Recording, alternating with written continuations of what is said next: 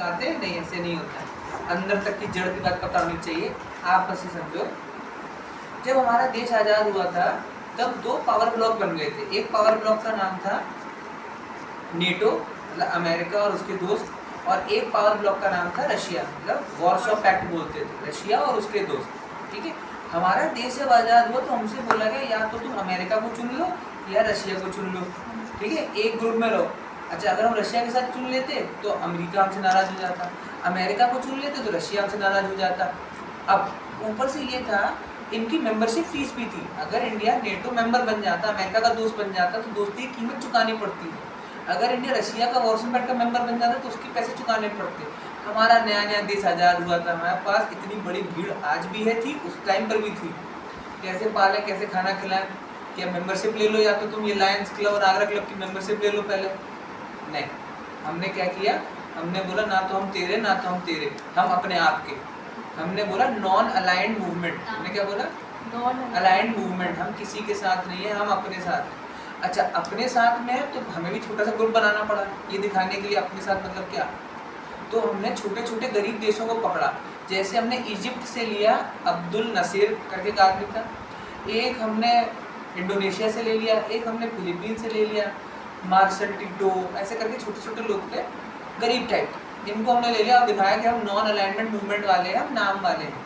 अच्छा, अमेरिका भी चिढ़ गया, रशिया भी चिढ़ गया इस बात से। उसके बाद हमने बोल दिया कि हमारी क्लोज्ड इकोनॉमी होगी। क्लोज्ड इकोनॉमी क्यों बोला इंडिया ने? क्लोज्ड इकोनॉमी इसलिए बोला, हमको डर था अगर हमारा ओपन इकोनॉमी हो गई तो जिस तरह ईस्ट इंडिया कंपनी आई थी हमारे ऊपर कब्जा कर गई तो हमें इतने सालों तक नोचा उसने, उसी तरह क्या पता अमेरिका से वो कंपनी आके हमें नोच डाले। हम समझते थे अपने आप को, लिटरेसी रेट वैसी कम थी हमारे देश में, पढ़े लिखे लोग नहीं थे, आज भी नहीं, आज तो है। आज तो वर्ल्ड की largest literate educated English educated population कहाँ पर है? भारत में, इंडिया में। सबसे ज्यादा इंग्लिश कौन बोलते हैं? इंडियंस बोलते हैं। याद रखना, अमेरिका इंग्लैंड में इंग्लिश नहीं बोल रहे हैं, इतने भारत में बच्चा क्या पढ़ रहे हो, सब इंग्लिश में पढ़ रहे हो आप। ठीक है, अब सुनते चलो, हम लोग क्या बने, हमारी लिटरेसी रेट कम थी। जवाहरलाल नेहरू और जो भी हमारे कॉन्स्टिट्यूशन मेकर थे, फाउंडिंग फादर थे जो इंडिया के, इन लोगों ने बोला कि अगर हमने ओपन मार्केट कर दिया तो इंग्लैंड से फिर से कोई कंपनी आएगी, हम पे कब्जा कर लेगी, हम बेवकूफ़ से हैं, हम पे कब्जा हो जाएगा। तो हम डर गए।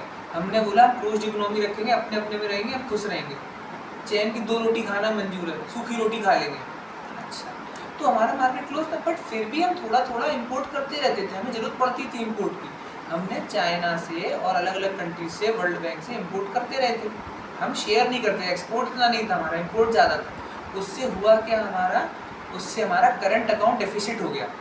करंट अकाउंट डेफिसिट मतलब हमारा फॉरेन एक्सचेंज कम हो गया। मैं आपसे लिए जा रहा हूँ उधार, एक दिन तो आप वापस मांगोगे मुझसे और सूद समेत मांगोगे, इंटरेस्ट समेत मांगोगे। जैसे ही आप मांगने आए, मुझे चुकाना था, अब मुझे चुकाना था, अब मैं कैसे चुकाऊँ, मेरे पास तो है नहीं, मेरा फाइनेंशियल क्राइसिस हो गया। उस टाइम पे 1991 में हमको क्या करना पड़ा, LPG रिफॉर्म करना पड़ा। लिबरलाइजेशन मतलब हमारा मार्केट खुल गया, अब हम लिबरल हो गए, ले लो भाई जो है हमारे पास सब ले लो। प्राइवेटाइजेशन मतलब पहले ज़्यादातर सिर्फ सरकारी कंपनियां थी, अब प्राइवेट कंपनियां भी आ गई।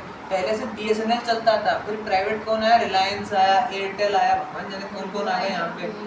आपके घर में AC आया, समझ रहे हो आप? पहले चलाते थे एम्बेसडर, फिएट, फिर आई पजेरो, रेंज रोवर, आए हाय रोल्स रॉयस तक आ गई।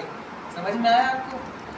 ग्लोबलाइजेशन मतलब वर्ल्ड के लिए हमारा खुल गया, लिबरलाइजेशन मतलब खुले, प्राइवेटाइजेशन प्राइवेट कंपनी आ जाए, और ग्लोबलाइजेशन मतलब वर्ल्ड लेवल। ऐसे नहीं पाकिस्तान से नहीं, ऑस्ट्रेलिया से नहीं, ऐसे नहीं, खुलेंगे तो सबके लिए खुलेंगे साहब। अच्छा, जब हम ये खुल गए तो उसके बाद फॉरेन कंट्रीज़ की ऑर्गेनाइजेशन आई हमारे देश में, देखने की भाई कैसा रहता है यहाँ पे। तो फॉरेन कंट्रीज ऑर्गेनाइजेशन ने बोली अच्छा हमारे यहाँ से फिर वर्कर भी आएंगे, हमारे यहाँ से कंपनी भी आएगी, अगर उन कंपनियों के साथ कोई छेड़छाड़ हो गई, कोई बदतमीजी हो गई, कुछ बात हो गई, तो आपके देश में ऐसा कौन है जो उसके पास हम जाके शिकायत कर सकें। तो हम लोगों ने बोला अरे आपके पुलिस है। उसने बोला नहीं, पुलिस तो आपकी अपनी है, पुलिस तो आपके साथ चलेगी, स्टेट गवर्नमेंट के साथ चलेगी, फिर किसका, कोर्ट है हमारे पास। आप कोर्ट तो इतने ज़्यादा ओवरबर्डन है, इतने सारे केस पहले पड़े हैं, दामिनी पिक्चर थी, तारीख पे तारीख, तारीख पे तारीख, हम भी वहाँ खड़े रहेंगे तारीख पे तारीख। तो ऐसी कोई ऑर्गेनाइजेशन आप या कमीशन बैठाइए जो हमें जस्टिस दिलवा सके, या कम से कम कुछ रिसर्च तो करे। तो हम लोगों ने 1991 के बाद 1992 में अगले साल हमने क्या बनाया, नेशनल ह्यूमन राइट कमीशन। एक एक्ट आया नेशनल, पूरे देश का ह्यूमन राइट, इंसानों का, जानवरों का नहीं, कमीशन बैठाया हमने। इस कमीशन पे एक शर्त लगाई, पर क्या लगाई, 1 साल के अंदर अंदर ही इंक्वायरी हो सकती है। फॉर एग्जाम्पल, मैं एक विदेशी कंपनी आया पेप्सी वाला, इंडियन पुलिस और इंडियन गवर्नमेंट या सीएम ने मेरे को छेड़छाड़ के बराबर कर दिया, एकदम ठोक ठाक के पीट दिया। तो मैं गया कंप्लेन करने NHRC, national human right commission. तो उसके पास 1 साल का टाइम होता है मेरे पास कंप्लेन करने का।